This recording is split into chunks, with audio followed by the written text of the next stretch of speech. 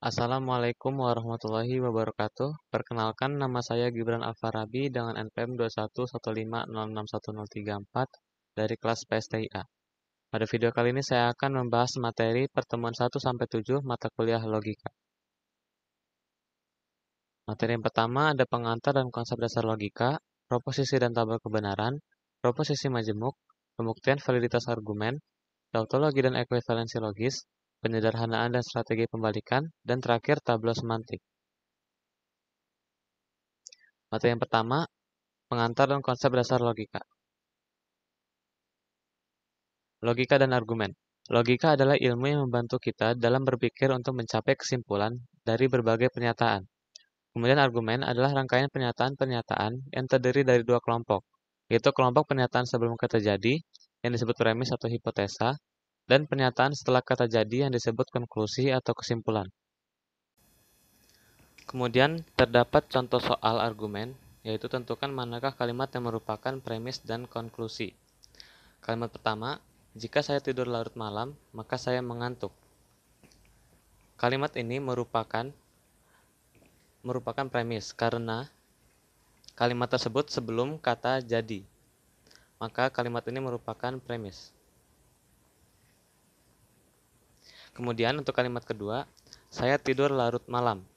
Ini juga sama, kalimat tersebut sebelum kata jadi, maka kalimat tersebut merupakan premis. Untuk membedakan, maka di sini kita tulis premis pertama dan di sini premis kedua. Kalimat ketiga yaitu jadi saya mengantuk. Kalimat ini sudah tentu yaitu konklusi karena berada tepat setelah kata jadi. Kalimat ini tersebut merupakan konklusi atau kesimpulan. Kemudian proposisi dan tabel kebenaran. Proposisi.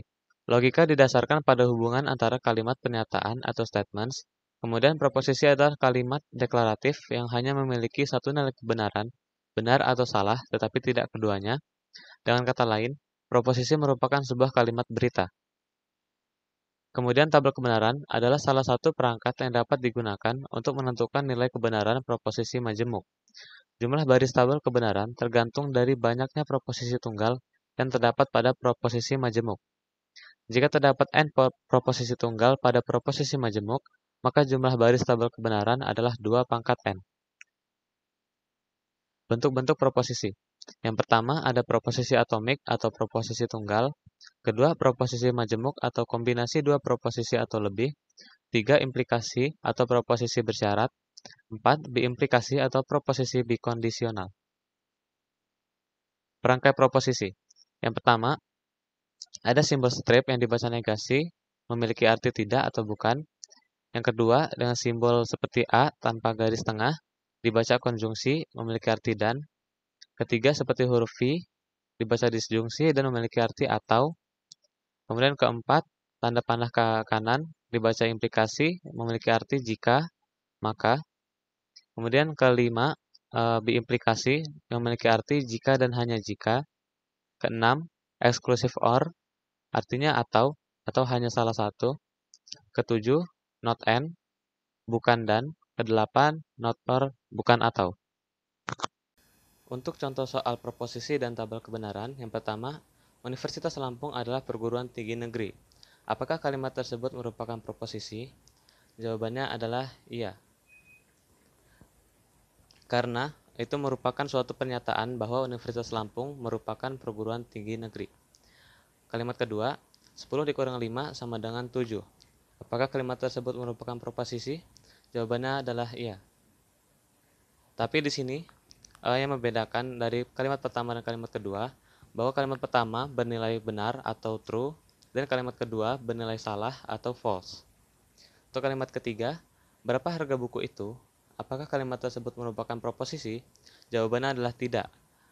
Karena kalimat ini merupakan kalimat pertanyaan, bukan kalimat pernyataan atau proposisi. Kemudian selanjutnya,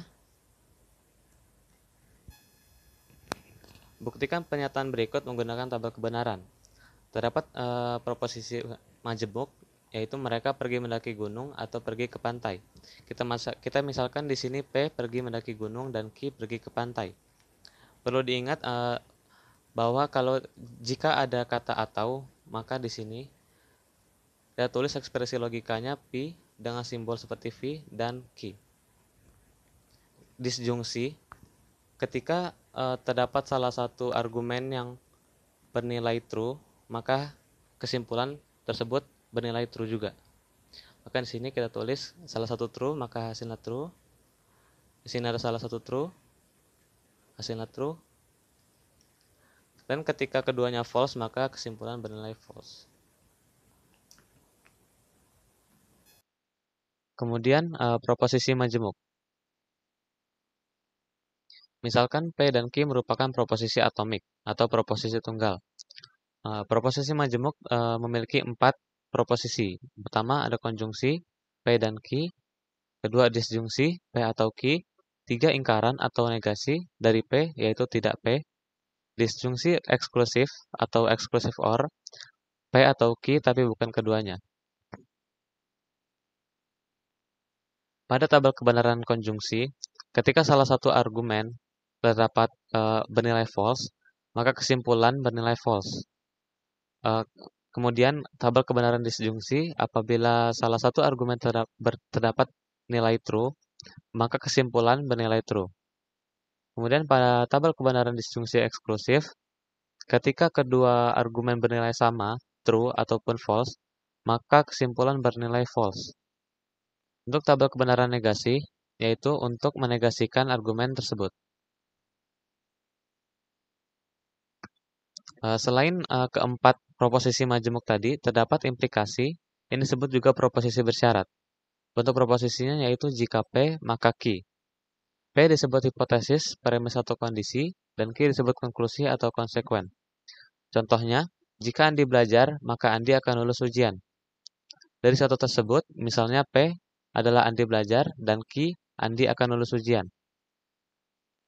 Dilihat dari tabel kebenaran implikasi, jika argumen P bernilai true, kemudian Q bernilai false, maka kesimpulan bernilai false. Kemudian biimplikasi, disebut juga proposisi bikondisional. Bentuk proposisinya yaitu P jika dan hanya jika Q. Contohnya, ayam adalah hewan berkaki 2 jika dan hanya jika kambing adalah hewan berkaki 4. Dari contoh tersebut, kita misalkan P, ayam adalah hewan berkaki 2, dan Q, kambing adalah hewan berkaki 4. Dilihat dari tabel kebenaran biimplikasi, ketika dua argumen bernilai sama, true atau false, maka kesimpulan bernilai true. Untuk contoh soal proposisi majemuk, yaitu tentukan nilai kebenaran pernyataan majemuk berikut. P dan Q implikasi dengan negasi P atau negasi Q. Pertama-tama kita cari terlebih dahulu P dan Q-nya. P dan Q, maka di sini kita tahu bahwa true dan true hasilnya true, true dan false hasilnya false, kemudian ini hasilnya false, dan ini juga false. Kemudian kita cari negasi P untuk mencari proposisi ini. Negasi dari P yaitu false, false, true, true. Kemudian negasi dari Q yaitu false, true, false, true. Kemudian kita disjungsikan negasi P dengan negasi Q. Ini menjadi false, ini menjadi true, ini true, dan ini true. Kita implikasikan P dan Q dengan negasi P atau negasi Q.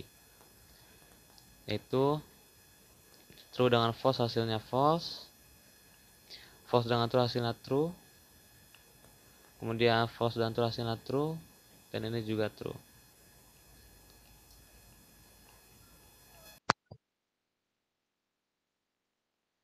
Kemudian pembuktian validitas argumen. Argumen valid jika implikasi dari premis-premis terhadap konklusinya merupakan suatu tautologi. Semua hipotesa benar, maka kesimpulan benar. Sedangkan argumen tidak valid jika semua hipotesa benar tetapi kesimpulan salah. Dalam pembuktian validitas argumen, dapat menggunakan aturan penarikan kesimpulan atau aturan penukaran. Aturan penarikan kesimpulan yaitu ada modus ponen, modus tolen, simplifikasi, konjungsi, silogisma hipotesis, silogisma disjungtif, dilema konstruktif, dilema destruktif, dan addition. Kemudian aturan penukaran ada teorema De Morgan, komutatif, asosiatif, distributif, negasi ganda, transposisi, material implikasi, material ekuivalensi, dan eksportasi dan tautologi. Kemudian terdapat contoh soal pembuktian validitas argumen, yaitu jika hari hujan maka saya pulang ke rumah. Jika saya pulang ke rumah, saya akan mengerjakan tugas. Hari ini hujan, jadi saya mengerjakan tugas. Kita misalkan P hari hujan, Q saya pulang ke rumah, dan R saya mengerjakan tugas. Maka ekspresi logikanya yang pertama yaitu P maka Q, jika P maka Q. Kemudian yang kedua, jika Q maka R.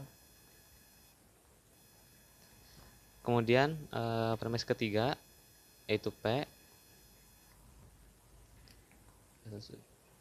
atau sebagai konklusi. Maka di sini tujuan kita itu untuk mencari R dari ketiga premis tersebut. Yang pertama, kita menggunakan modus ponen dari premis pertama dengan premis ketiga untuk mendapatkan proposisi P tunggal. Jadi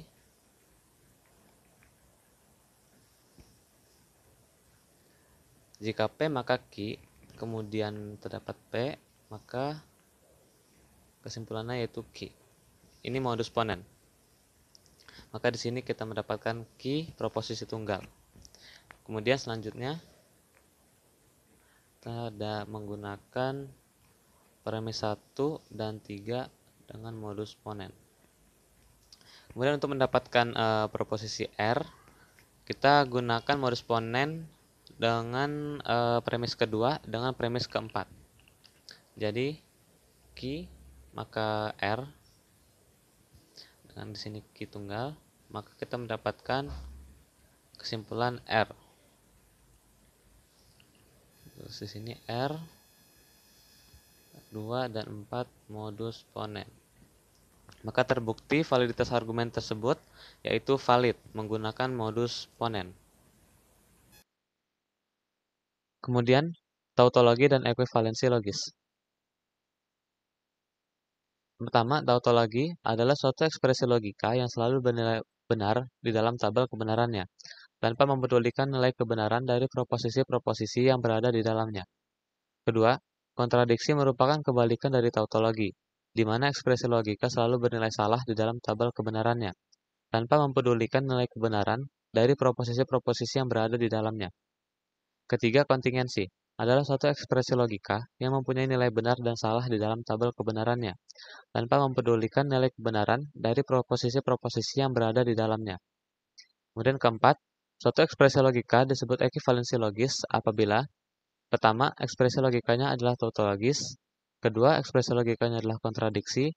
Terakhir, ekspresi logikanya adalah kontingensi, tetapi urutan true dan false pada tabel kebenaran tetap pada urutan yang sama. Untuk contoh soal tautologi dan ekuivalensi logis, yaitu buktikan bahwa ekspresi logika berikut termasuk tautologi menggunakan tabel kebenaran. Ekspresi logikanya yaitu Q, implikasi P atau Q. Kita di sini terlebih dahulu mencari P atau Q. Dengan bahasan sebelumnya, jika terdapat disjungsi, maka true ketika bertemu true dia akan menghasilkan true. True bertemu false dia menghasilkan true. Ini true dan ini false. Kemudian kita implikasikan dengan Q. Jadi true bertemu true yaitu true, false bertemu true menjadi true, true bertemu true hasilnya true, dan false bertemu false hasilnya true. Maka terbukti keempat nilai ini bernilai true yaitu tautologi. Kemudian penyederhanaan dan strategi pembalikan. Dalam penyederhanaan dilakukan menggunakan hukum-hukum logika. Proses penyederhanaan akan berhenti pada bentuk ekspresi logika yang paling sederhana dan tidak mungkin disederhanakan lagi. Dalam penyederhanaan, yang pertama kali dilakukan yaitu menghilangkan perangkai implikasi dan ekuivalen, kemudian dijadikan kombinasi dari perangkai konjungsi, disjungsi, dan negasi. Jika hasil penyederhanaan bernilai 1, maka tergolong tautologi. Jika bernilai 0, tergolong kontradiksi. Jika bernilai 1 dan 0, maka tergolong kontingensi. Kemudian pada strategi pembalikan digunakan untuk membuktikan validitas suatu ekspresi logika, untuk argumen, dan untuk memastikan nilai-nilai premis benar yang harus diikuti oleh kesimpulan yang benar.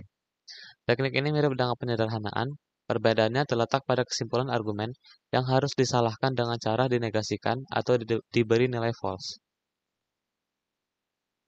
Hukum-hukum logika, ada hukum komutatif, asosiatif, distributif, identitas, ikatan, negasi, negasi ganda, idempoten, De Morgan, absorpsi, dan negasi true dan false. Kemudian hukum 12 sampai ke 16. Kemudian contoh soal penyederhanaan dan strategi pembalikan. Yaitu sederhanakanlah bentuk ekspresi logika berikut, negasi, negasi P, dan negasi Q. Dari ekspresi logika ini kita dapat menggunakan hukum De Morgan untuk mengalihkan negasi di luar kurung dengan proposisi majemuk ini. Perlu diingat jika menggunakan hukum De Morgan, maka tanda konjungsi ini akan berubah menjadi tanda disjungsi. Maka dapat kita tulis yaitu negasi P atau negasi Q. Ini kita menggunakan hukum De Morgan. Kemudian dari sini kita bisa menggunakan hukum negasi ganda untuk menghilangkan tanda negasi ini. Jadi P atau Q menggunakan hukum negasi ganda.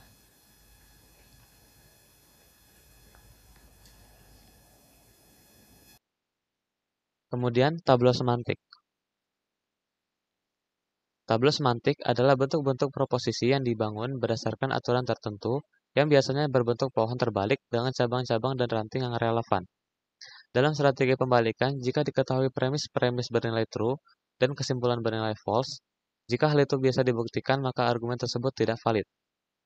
Sebaliknya, jika hal tersebut tidak bisa dibuktikan, maka argumen tersebut valid. Jadi, premis-premis yang bernilai true seharusnya juga menghasilkan kesimpulan yang bernilai true juga. Aturan-aturan pada tableau semantik. Ada 10 aturan, bisa dilihat seperti pada gambar. Dan aturan ke-10, jika ada bentuk A dan negasinya negasi A dalam satu cabang, maka terjadi ketidakkonsistenan pada cabang tersebut.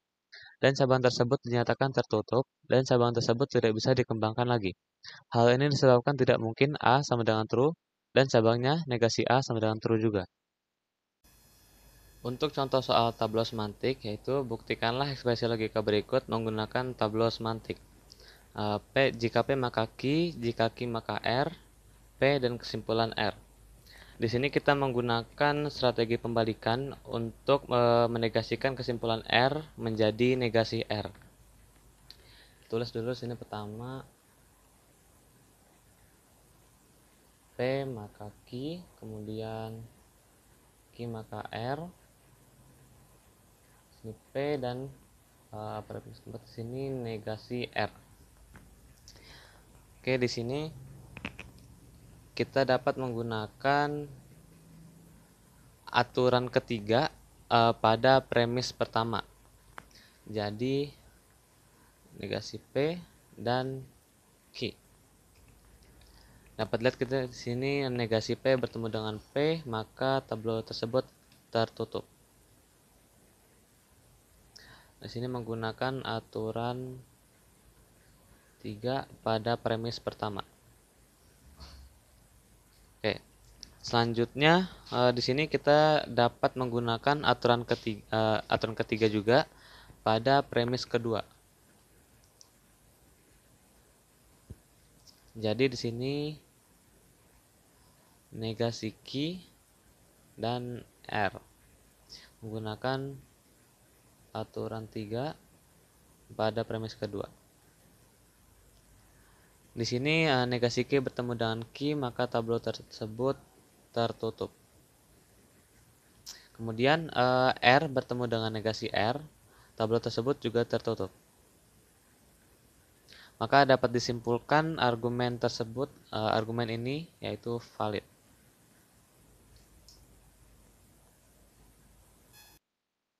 Mungkin cukup sekian penjelasan materi 1-7 dari saya. Apabila ada kekurangan, saya mohon maaf. Saya akhiri, wassalamualaikum warahmatullahi wabarakatuh.